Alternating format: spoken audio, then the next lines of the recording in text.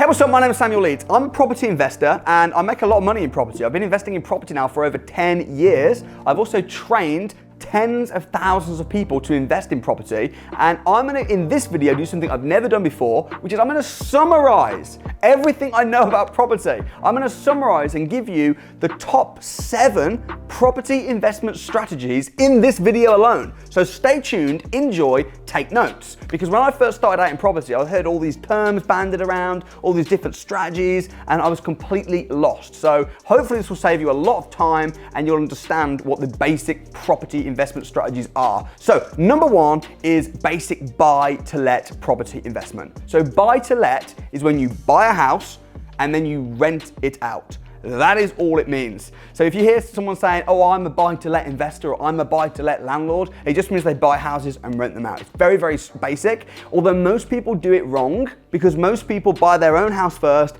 pay off the mortgage, then they buy a second home that they really like in the perfect area and they think I could move in it myself one day, and then they rent it out and it doesn't give a very good return on investment. So what I teach people to do is to buy low and rent high, which means that you're getting a better return on investment. That's buy to let. It's a very, very good, powerful strategy.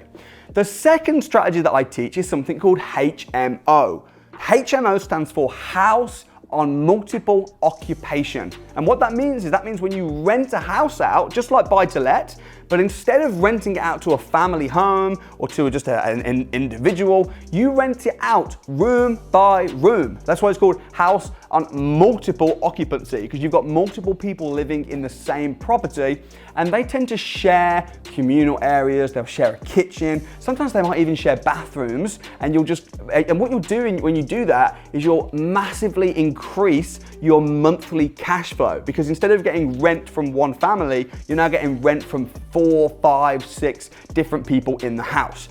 That's HMO. If you're gonna do that, you need to make sure that you buy in the right location. And also, if it's a big HMO, you might need to have to get a HMO license.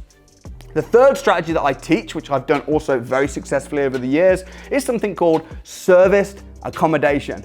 Now, serviced accommodation is kind of like hotels. A hotel, when you move into a hotel, you don't move in and move in for good. You stay there for a short amount of time. So you pay maybe £100, £150 for one night, which is a lot of money. So serviced accommodation is when you rent a house out, your house, but instead of renting it out as a HMO or just as to a normal standard family, you rent it out on very short lets. So you rent it out almost like a hotel. You don't have staff. You systemize it, you put a key safe outside, you list it on Airbnb, you list it on booking.com, and what happens is when people come and go, they might stay there one night, 5 nights, someone might stay a week, you get way more rent. You can double, triple, even quadruple your rent and your cash flow by renting it out as serviced accommodation. It's a very, very, very profitable strategy, something that not only have I done very successfully, but I've also had hundreds and hundreds of students doing successfully as well. The fourth strategy is, this is a little bit creative now, this is called rent to rent. Now, you may have heard about rent to rent and not know exactly what it is. Let me summarize rent to rent. Rent to rent is when you rent a property, you don't buy it, you rent it, and then you re-rent it. Now you might be thinking, isn't that subletting? Is that even legal? It is legal when you do it under the correct contracts. You do this under a management agreement. Now, Warren Buffett says, don't worry about owning everything, worry about controlling everything. A lot of big companies, they don't actually own their stock. Uber don't own their taxis, Airbnb don't own their hotels, Amazon don't own a lot of their stock. So what rent to rent is it's when you rent properties, you control properties, you pay the landlord a monthly rent, but then you convert it into what? Into a HMO or into a serviced accommodation unit. And you push the rent up, and then the profit, the difference, you keep each month. The great thing about this strategy is you don't need to have a lot of money to get started. That is the rent to rent strategy. Number 5 is lease option agreements or purchase lease option agreements.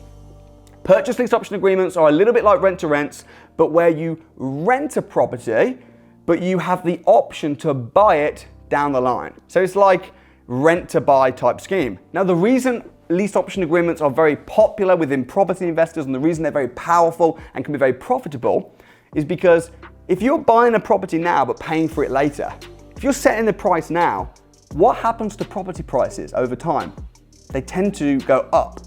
So if you buy the right property at the right time and you buy it now on a lease option agreement, but with the option to buy it later, maybe 3, 5, 7 years time, not only are you benefiting from the monthly cash flow from the lease option agreement, but you're also benefiting from the capital appreciation of the property. So lease option agreements are very powerful, profitable investment strategies where you get the rent and the capital appreciation and you don't need to start with any money or certainly not much money at all to get started. To secure a lease option agreement, you pay a £1 minimum option fee and solicitor fees, and that's about it. So it's a very attractive strategy. Number 6 is buy, refurbish, refinance, rent. We call that the BRRRR strategy, or BRRRR. And what that is when you buy a house, you push the value up, and then instead of selling it, you might see some property investors saying that they're buying and selling properties. And while that's not bad, you can buy a house, you can do it up and you can sell it. The problem with that is you're gonna have to pay tax. And once you've sold it, you've made a little bit of money, which you're gonna have to pay tax on, and then you've got no property because you've sold it. Whereas if you buy a house and refurbish it and push the value up and then refinance it, what you're doing is you're pulling out your money back. You're being left with a property which is going to give you cash flow. And when you refinance a property, even if you buy a house and then it goes up in value and you refinance it, the money that you pull out, you don't have to pay any tax on that because that is technically debt. So you can use that, if the property's gone up over the years, you can use that to buy more houses, or if you buy a property and then you refurb it and refinance it straight away, you can use the refinance money to pay back any money that you paid for the property in the first place. So it's a way of where if you've got a small amount of money, you can recycle your cash again and again. Now this strategy, again, is something that I've used to build up most of my property portfolio, and even if you haven't got any money to start with, you can borrow other people's money. You can joint venture with other people. If you can find the right kind of deals that you can push the value up by refurbishing them, then you can use the buy, refurbish, refinance, rent strategy. And lastly, number 7 is deal packaging. Now, deal packaging or deal sourcing or deal selling, it's all the same thing. It's when you haven't got the money or the inclination to actually be a property investor yourself, but you do have the time, maybe you have the knowledge. So what you do is you find property investments, really good deals, and then you package them up and you sell them to who? To other property investors. Now, the average property that you package and sell, assuming it's a decent property, of course, will sell between £2,000 to £5,000. Now, you might think, why would anybody pay you £2,000 to £5,000 to go and find a property that they could have found themselves? And the answer is, maybe they couldn't have found it themselves. Maybe they're really busy.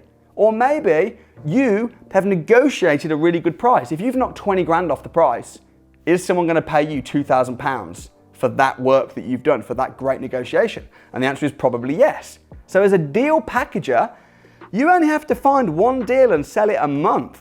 I mean, most people in jobs, they've got like 10 or 15 things every day that they have to do. If you just said, I'm gonna be a deal packager and I'm gonna find and sell one deal a month, that would replace the average salary. I think everyone should be a deal sourcer, because even if you're a property investor and you've got money, you're probably going to find properties along the way that don't really work for your strategy, but they are good. Why not just pass them on to an investor and charge a fee? So those are the 7 best property investment strategies in my opinion. I've been doing them all successfully now for years and years. I've trained tens of thousands of people to do the same. If you would like to learn more, then please do subscribe to this YouTube channel. Turn the notification bell on. If you found this video helpful, smash the like button. But what I really want you to do is this.